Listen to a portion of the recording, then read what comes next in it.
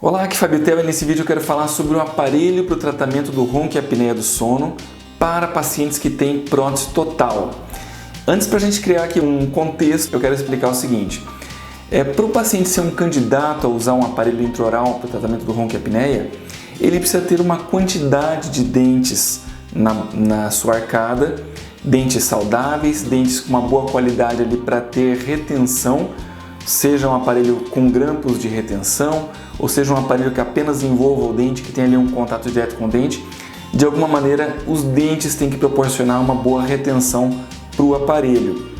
E um paciente que tem prótese total, ele pode sim utilizar um aparelho desde que seja prótese do tipo protocolo. O paciente que tem esse tipo de prótese, ele pode usar qualquer tipo de aparelho intraoral para o tratamento do ronco e apneia, não existe restrição. Apenas ali se os dentes estão ainda em boa qualidade, né? Dentes com algumas retenções, então o paciente que usa um prótese total do tipo protocolo, sem problema nenhum. E se o paciente usa uma prótese total do tipo convencional? Aí existem algumas limitações.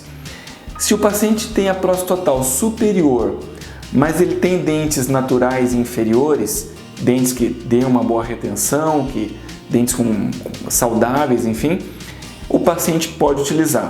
Mas se o paciente tiver a prótese total inferior, aí é um fator que realmente limita muito.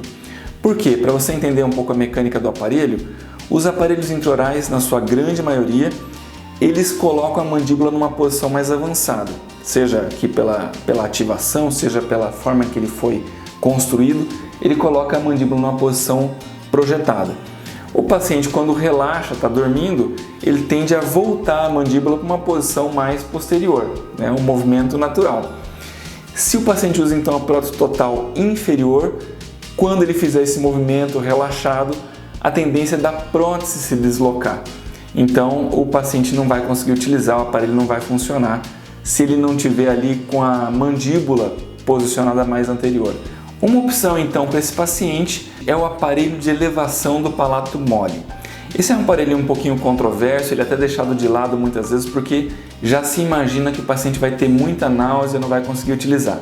Mas na verdade eu já fiz muitos casos com esse tipo de aparelhinho aqui, o dentista me relatou que teve sucesso de tratamento.